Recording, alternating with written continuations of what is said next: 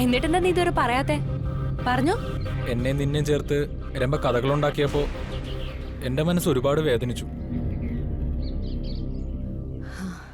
അതെന്റെ മനസ്സും വേദനിച്ചു. എന്റെ വേദന പക്ഷേ അപവാദത്തിന്റെ പേരിലായിരുന്നില്ല. അങ്ങനെ ഒരു പ്രശ്നമുണ്ടായ എന്നേക്കുമായിട്ട് നിത്യ കാണാണ്ടിരിക്കേണ്ടി വരുമോ എന്ന് പേടിച്ചിട്ടാണ്. എനിക്ക് തന്നെ കാണാതിരിക്കാൻ പറ്റില്ല നിത്യ. എനിക്ക് തന്നെ അത്രയ്ക്ക് ഇഷ്ടമാണ്. മണികണ്ഠ, ഞാനൊരു പാവപ്പെട്ടവനാ. സ്വപ്നങ്ങൾ കാണാൻ വലിയ അർഹതയൊന്നുമില്ല. കോളേജിൽ നിന്ന് കബനി നിത്യ അടക്കമുള്ളവർ പൈസ പിരിച്ചതുകൊണ്ട് വീട്ടിലെ കാര്യങ്ങൾ നടത്തിയിട്ടുള്ളവനാ. പക്ഷെ ഉള്ളിന്റെ ഉള്ളില് അങ്ങനെ ഒരു ഇഷ്ടം തന്നോട് തോന്നിപ്പോയി. പറയാനുള്ള മടി കൊണ്ട് ഇത്ര നാളും പറഞ്ഞില്ലെന്നേ ഉള്ളൂ. മണികണ്ഠ, താൻ എന്താ ഈ പറയുന്നേ? നമ്മള് നല്ല സുഹൃത്തുക്കളല്ലേ? അതിനിങ്ങനെയൊക്കെ ഒരു അർത്ഥം കാണുന്ന പറഞ്ഞ നിത്യ, എന്നെ ഒഴിവാക്കുന്നുള്ളത് വളരെ നിസ്സാരമാണ്. എല്ലാവരും അതിന് തന്നെ അനുകൂലിക്കുകയുള്ളൂ. എനിക്കിതുവരെ ആരോടും ഇങ്ങനെ തോന്നിയിട്ടില്ല. നിത്യയുടെ പെരുമാറ്റം, എന്നോടുള്ള സമീപനം എനിക്കറിയില്ല. ഞാനങ്ങനെ കണ്ടുപോയി തന്നെ. ഞാൻ പോട്ടെ മണികണ്ഠ. നിത്യ നിക്ക്. താനെന്താ എന്നോട് മറുപടി ഒന്നും പറയാത്തത്? ഇപ്പൊ മണികണ്ഠൻ എന്റെ മനസ്സിന് തന്നത് ഒരു ഷോക്കാ. ആ ഷോക്കിൽ നിന്നുകൊണ്ട് ഞാൻ എന്തെങ്കിലും പറഞ്ഞ മണികണ്ഠൻ അത് താങ്ങില്ല. ഒരു കാര്യം മണികണ്ഠൻ മനസ്സിലാക്കിയാൽ മതി. നല്ല സൗഹൃദത്തിന് അർത്ഥം പ്രണയം എന്നല്ല. ഒരു പ്രണയത്തിനേക്കാളും ആഴമുണ്ട് നല്ലൊരു ചങ്ങാത്തത്തിന്. ഞാനിത് പ്രതീക്ഷിച്ചു. താൻ തിരിച്ചും പ്രതീക്ഷിച്ചു. എനിക്കിതിലൊന്നും പറയാനില്ല.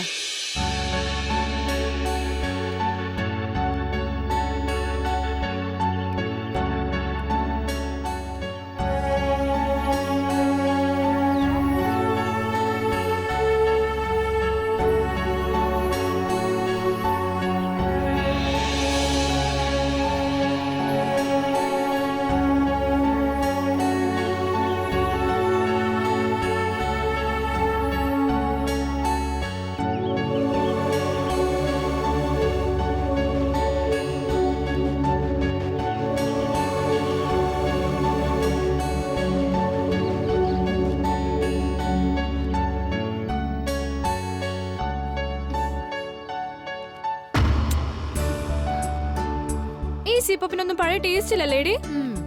നീയല്ലേ കഴിക്കുന്നേ? എനിക്കെങ്ങനെ അറിയാം? എന്നാ നീ കഴിച്ചോ? എനിക്ക് വേണ്ട നീ കഴിച്ചത്. കബനി, നിനക്കടുത്ത് കോള് വന്നു തോന്നുന്നു. ചെന്ന് തുറക്ക്.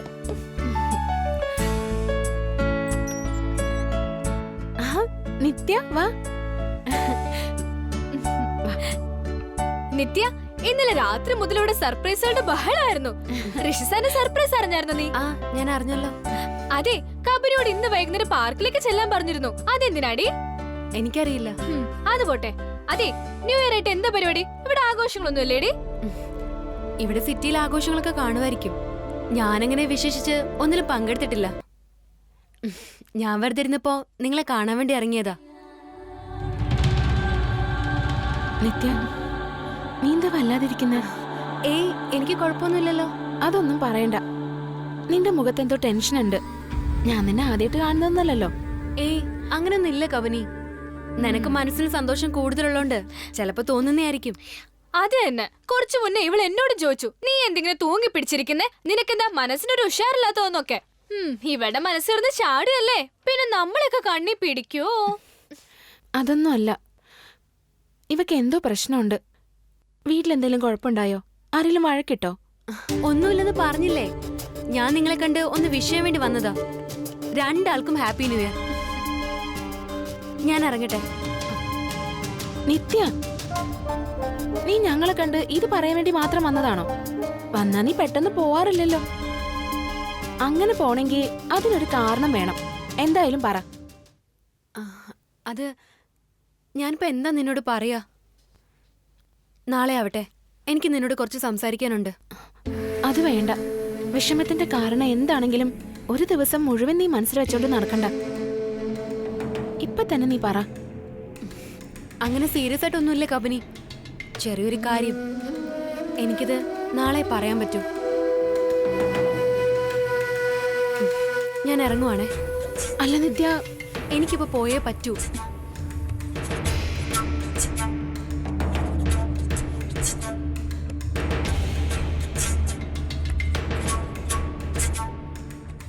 അവൾക്ക് കാര്യമായിട്ട് എന്തോ പറ്റിയിട്ടുണ്ട്. സാധാരണ അവളെ കാണുന്ന പോലെയല്ല. അത് തന്നെ. ഈശ്വര, ഇന്നലെ സാർ എന്നെ വിളിച്ചതും ഇന്ന് കാണാൻ വിളിച്ചതൊക്കെ ആയിട്ട് അവിടെ എന്തെങ്കിലും പ്രശ്നം ഉണ്ടായിട്ടുണ്ടാവോ? ഏയ്, അത് വല്ല ദുഃഖാണെങ്കിൽ അവള് പറഞ്ഞേനെ. ഇത് അവള് ബാധിക്കുന്ന എന്തോ പ്രശ്നമാ. അവളെ ബാധിക്കുന്ന എന്ത് പ്രശ്നം? എന്തായാലും നാളെ അവളോട് ചോദിച്ച് പരിഹരിച്ചേ പറ്റൂ. എടി, ഇന്നലത്തെ വീഡിയോയുടെ കാര്യം എങ്ങനെ പുതിയതായിട്ടുണ്ടാവോ? ഏയ് ഇല്ല, അതൊക്കെ അവസാനിച്ചതല്ലേ. അതായിരിക്കില്ല. എന്തായാലും നാളെ ആവട്ടെ. അവളെ കൊണ്ട് തന്നെ പറയിപ്പിക്കണം നമുക്ക്.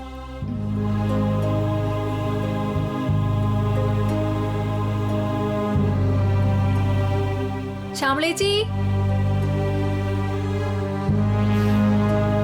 ശ്യാമളേച്ചി, ഞാൻ കുളിക്കാൻ പോവാ. കുക്കർ അടുപ്പത്തിരിക്കാം, ഒന്ന് ശ്രദ്ധിച്ചേക്കണേ. ഞാൻ നോക്കിക്കൊള്ളാം മോളെ, പോയിട്ട് വാ. ശരി.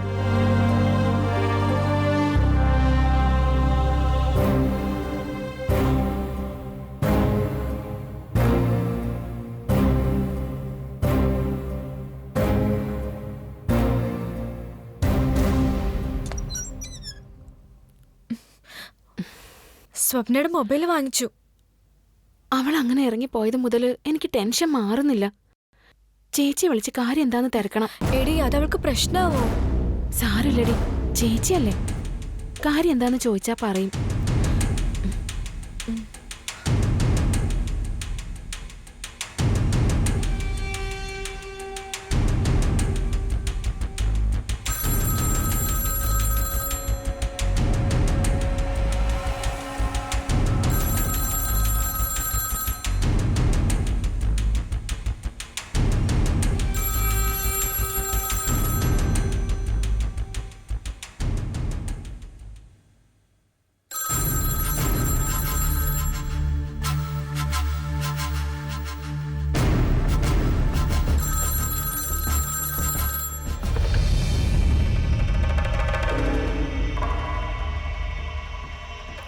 ആരാ ചേച്ചി? ഞാൻ ചോദിച്ചില്ലേ? ചേച്ചി എന്തിനാ പേടിക്കുന്നേ? ഇവിടേക്ക് വരുന്ന ഫോൺ എടുക്കാൻ ചേച്ചിക്കും അവകാശമുണ്ട്.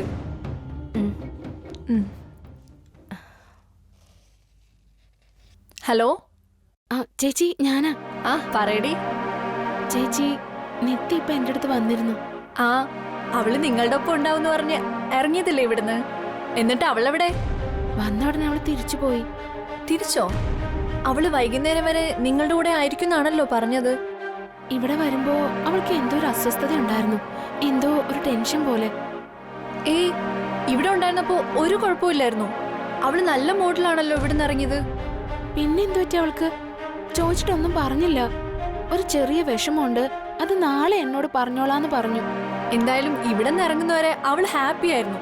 അതിനുശേഷം ഇനി മമ്മി വിളിക്കുവോ അങ്ങനെ എന്തെങ്കിലും? എന്തായാലും അവള് വരട്ടെ, ഞാൻ ചോദിക്കാം. ചേച്ചി ചോദിക്കണേ. എന്നിട്ട് ആരുടെയെങ്കിലും നമ്പറിൽ വിളിച്ചിട്ട് പറയണം. എനിക്കൊരു സുഖമില്ല. ദേ, ചെറിയ കാര്യം പറഞ്ഞ് ഇനി നീ ടെൻഷൻ തുടങ്ങിക്കോ. അവള് വന്ന അടുത്ത നിമിഷം നിന്നെ തിരിച്ചു വിളിക്കും. കേട്ടല്ലോ പെണ്ണെ? അതിന് വെറുതെ മനസ്സ് മൂഡ് ഔട്ട് ആക്കാൻ നിൽക്കണ്ട. ശരിയെന്നാ. അപ്പോൾ happy new year. Happy new year ചേച്ചി.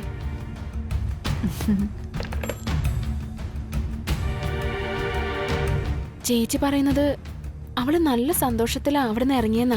വൈകുന്നേരം വരെ നമ്മുടെ കൂടെ ആയിരിക്കുമെന്ന് പറയും ചെയ്തു. എന്നിട്ട് എന്താ പറ്റിയേ? എടി, അപ്പൊ ചെറിയ കാര്യമൊന്നും അല്ലല്ലോ.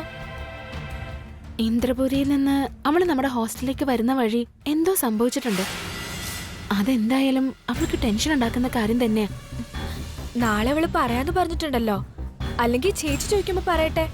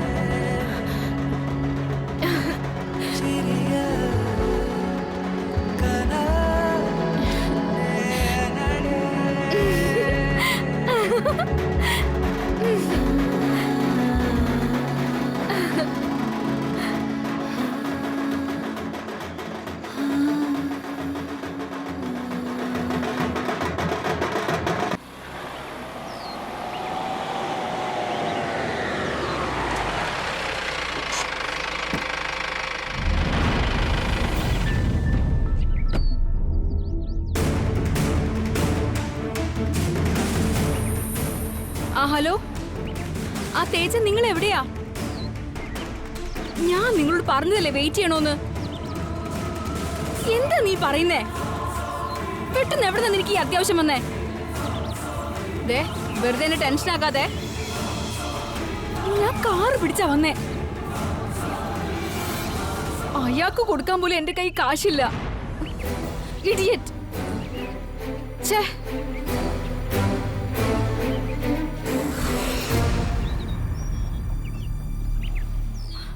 ഹലോ അലീന, തേജയ്ക്ക് എന്തെങ്കിലും അത്യാവശ്യം വന്നാ നീ കൂടെ വരാതിരിക്കുന്ന എന്തിനാ? നീ എവിടെയായാലും ഇങ്ങോട്ടൊന്ന് വാ. കാറിന് പൈസ കൊടുക്കണോന്ന്. എനിക്ക് ദേഷ്യം വരുന്നുണ്ട് കേട്ടോ. എനിക്കൊരു വീഴ്ച വന്നപ്പോ നിങ്ങൾ എല്ലാവരും കൂടി മാറി കളിക്കാണല്ലേ? കാണിച്ചു തരാൻ ഞാൻ. ഹലോ മാഡം, എന്റെ പൈസ കിട്ടി എനിക്ക് പോവായിരുന്നു. പൈസ എന്റെ ഒരു ഫ്രണ്ട് വരാനുണ്ട്, എന്നിട്ട് തരാം. ഓഹോ, അത് ശരി. വണ്ടി ഓടിക്കുന്ന സമയത്ത് ഇതൊന്നും അല്ലല്ലോ പറഞ്ഞത്. ഈ വേഷം കണ്ടപ്പോ തന്നെ എനിക്ക് തോന്നിയാണ് കാശുള്ളോട്ടാണ് കാശില്ലാത്തോട്ടാണ്. എന്നെ പറ്റിക്കാനാണ് പരിപാടിയെങ്കിൽ. മിണ്ടാതിരിക്കടോ. തനിക്ക് എത്ര കാശാ വേണ്ടത്? എനിക്കൊരു 750 രൂപ കിട്ടണം. അത് തരാം. തന്നെ വെയിറ്റ് ചെയ്. എനിക്ക് വെയിറ്റ് ചെയ്യണമെന്ന് നടക്കൂല. എനിക്ക് വേറെ ഓട്ടോളുണ്ട്. എന്നാ താൻ അതിന് പൊയ്ക്കോ. പിന്നെ എപ്പോഴെങ്കിലും കാണുമ്പോ തരാം. അയ്യടാ, എന്റെ പൊന്നുമോളെ ഒരു കാര്യം പറഞ്ഞേക്കാം. ഈ പ്രായത്തിൽ ഈ വേഷവും വലിച്ചേറ്റ് ഈ നാട്ടുകാരെ മൊത്തം പറ്റിക്കാൻ പറ്റും. എനിക്ക് എന്റെ വണ്ടി കയറുന്നത് സന്യാസിനിയാണോ, മന്ത്രവാദിനിയാണോ, സിനിമാ നടനാണോ, നടിയാണോ, ഇതൊന്നും അറിയേണ്ട കാര്യം എനിക്കില്ല. ഞാൻ വണ്ടി ഓടിച്ചാ എനിക്ക് കാശ് കിട്ടിയിരിക്കണം. അത് വാങ്ങിച്ചാ ഞാൻ പോവും. താനൊന്ന് സമാധാനിക്കേ. എന്ത് സമാധാനം? നിങ്ങൾ ഫോൺ ചെയ്യുന്നതൊക്കെ ഞാൻ കേട്ടതാ. ആരും വരാൻ പോകുന്നില്ല. ദേ, എന്റെ സ്വഭാവം മാറ്റില്ലേ. മര്യാദക്ക് എന്റെ കാശ് അടി. എന്റെ കയ്യിൽ പണമില്ല. ഒരു കാര്യം ചെയ്യാം, താൻ ഈ ഫോൺ വെച്ചോ. ഇത് എവിടെയെങ്കിലും കൊടുത്തിട്ട് കിട്ടുന്ന കാശ് മേടിച്ചോ. ഫോണാ? ഇതിന് 10-40,000 രൂപ വിലയുള്ളതാ. പോണെങ്കി പോട്ട്. തന്റെ ശല്യം ഒഴിവായി കിട്ടുമല്ലോ. ഇതാ.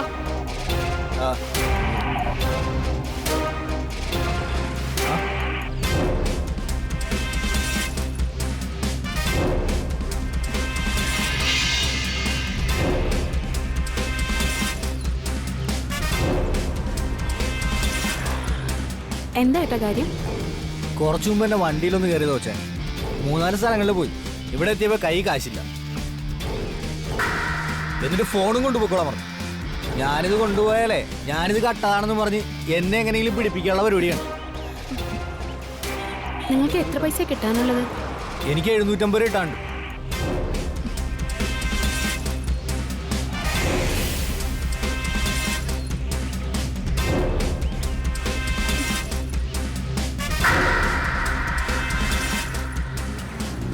നീ എന്തിനാ എന്റെ കാശ് കൊടുത്തത്? ഇത് എന്റെ കാശല്ല, നിന്റെ കാശ് തന്നെ. ഓർമ്മയുണ്ടോ നിനക്ക്? മുമ്പൊരിക്കല് ഈ നഗരത്തിൽ നിന്നൊന്ന് നാട് വിട്ട് ഓടാൻ വേണ്ടിയിട്ട് എന്റെ മുഖത്തേക്ക് നീ വലിച്ചെറിഞ്ഞ നോട്ടുകളാ. പണത്തിന് വിലയില്ലാത്തത് കൊണ്ട് നീ അത് ചവിട്ടി മെതിച്ച് നടന്നു. എനിക്ക് പണത്തിന്റെ വില അറിയാവുന്നതുകൊണ്ട് ഞാനിതെടുത്ത് സൂക്ഷിച്ചു. ഇപ്പോ അത് നിനക്ക് തന്നെ ഉപകാരപ്പെട്ടല്ലോ. ചേട്ടൻ പൊയ്ക്കോളൂ. ശരി മക്കളെ പോടാ.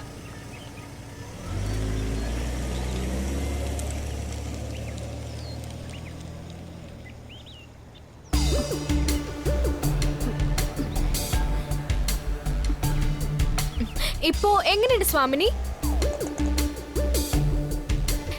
ഇതിന് നിങ്ങളുടെ ആധ്യാത്മിക ഭാഷയിൽ എന്താ പറയാ? ഒരിക്കലൊരു ദ്രോഹം ചെയ്ത അത് പിന്നെ നമ്മളെ തന്നെ തേടി വരും. ഗുരുനാഥൻ അങ്ങനെ പഠിപ്പിച്ചിട്ടില്ലേ? ഇനി നോക്കിക്കോ, ഓരോന്നോരോന്നായിട്ട് ഇതുപോലെ നിന്നെ തേടി വരും. പിന്നെ കൃത്യസമയത്ത് നീ നാണം കെടുമ്പോ ദൈവം ഞങ്ങൾ അവിടെ ചെന്ന് കൊണ്ടുവന്ന് എത്തിക്കുന്നുണ്ട്. അതിനാ പറയുന്നത് ശംഭോ മഹാദേവാന്ന്. പത്മിനി ഇനിയൊന്നും പറയണ്ട. രംഭ, ഞാൻ ഈ പണം തന്നതിന്റെ പേരില് നീ നാണം കെടുവൊന്നും വേണ്ട. ഞാനത് നിങ്ങളുടെ സ്വാമിനി മഠത്തിലേക്ക് സംഭാവനയായിട്ട് കണ്ടോളാം. വരട്ടെ, വാ.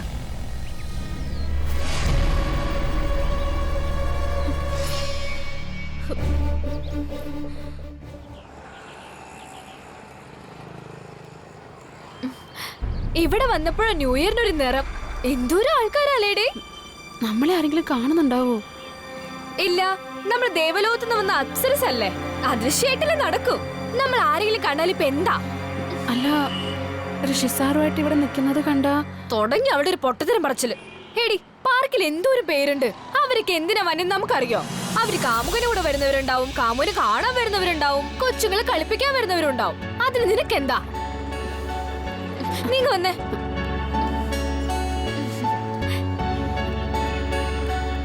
അല്ലടി, ദേ, നിന്നെ അവിടെ കളഞ്ഞിട്ട് പോവേ.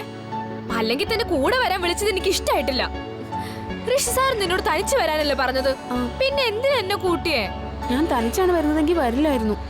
മിക്കവാറും ഋഷി സാർ നിന്നോട് പ്രേമവും പറഞ്ഞ് അവസാനം ഋഷി സാർ നിന്നെ കല്യാണം കഴിക്കാൻ തീരുമാനിച്ചാലേ നീ സാറിനോട് ഒന്ന് പോയി ചെന്ന് പറഞ്ഞേക്കണം, നമ്മുടെ മുറിയുടെ തൊട്ടടുത്ത് പത്മിനിക്ക് കൂടി ഒരു മുറി വേണമെന്ന്.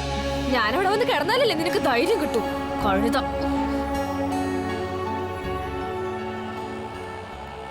പത്മിനി, ദേ നോക്കിയേ. എന്താ? എടി, നമ്മുടെ പ്രിൻസിപ്പള്. അതിനെന്താ, പ്രിൻസിപ്പൾ നമ്മുടെ കമ്പനിയല്ലേ. ഒന്നും മിണ്ടായിരുന്നേ. സാറ് നമ്മളെ കാണണ്ട. വാ വാ. ഏയ്, നീ എന്ത് ചെയ്യോ? കബനി, സാറ്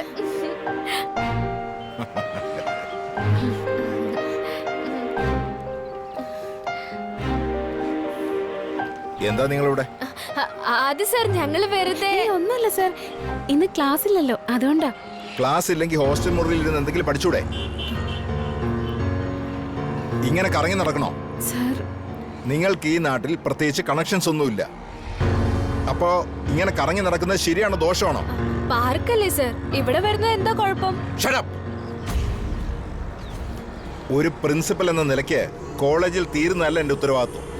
എന്റെ കുട്ടികൾ എവിടെ പോയി എന്ത് സംഭവിച്ചാലും അത് ഞാൻ നോക്കേണ്ടതാ. മനസ്സിലായോ? എന്താ സാറേ? ഏട്ടാ, അത് ഞങ്ങള് പാർക്കിൽ വന്നത് സാറിന് ഇഷ്ടമായില്ല. ഗണേശേട്ടാ, ഞങ്ങൾ പൊയ്ക്കോളാം. എന്താന്നാ സാറേ? സാറെന്തിനാ കൊച്ചുങ്ങളെ പഠിപ്പിക്കുന്നത്? അത് താനാണ് തീരുമാനിക്കുന്നത്. പിന്നെ ഞാനല്ലാതെ ആരാ തീരുമാനിക്കുന്നത്? അയ്യോ ഗണേശേട്ടാ, വേണ്ട. എന്ത് വേണ്ടെന്ന്? അങ്ങനൊന്നും ആരും അധികാരം കാണിക്കേണ്ട കാര്യമില്ല. ഗണേശേട്ടാ, ഒന്ന് നിർത്ത്. നീ ഒന്ന് വെറുതെ ഇരിക്കുക. നിങ്ങളുടെ കാര്യം നോക്കാൻ ഞാനിവിടെ ഉണ്ട്. വേറെ ആരെ ഉത്തരവാദിത്തം ഏൽപ്പിച്ചിട്ടൊന്നുമില്ല.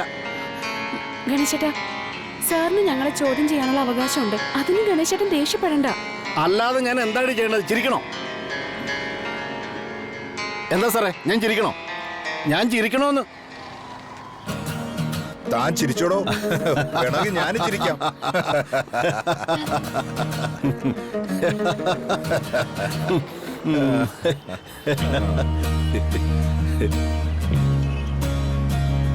എടീ, സാറ് നിങ്ങളെ ചുമ്മാതെ വരട്ടിയതല്ലേ. ഞങ്ങള് കൃഷി സാറ് പറഞ്ഞിട്ട് തന്നെ വന്നത് ന്യൂ ഇയർ ആഘോഷിക്കാൻ.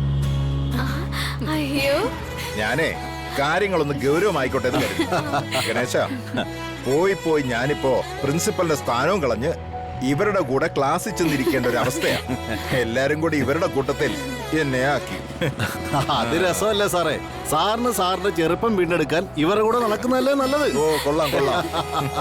ഗണേശേട്ടാ, നിങ്ങൾ സത്യമായിട്ടല്ലേ ഇതൊക്കെ പറയുന്നേ? അതേടി പെണ്ണേ, ദേ കൃഷി സാർ ഇപ്പൊ ഇങ്ങ് വരും. നമ്മള് ചെറുതായിട്ട് ന്യൂ ഇയർ ആഘോഷിക്കുന്നു, ഒന്ന് തകർക്കുന്നു അല്ല സാറേ?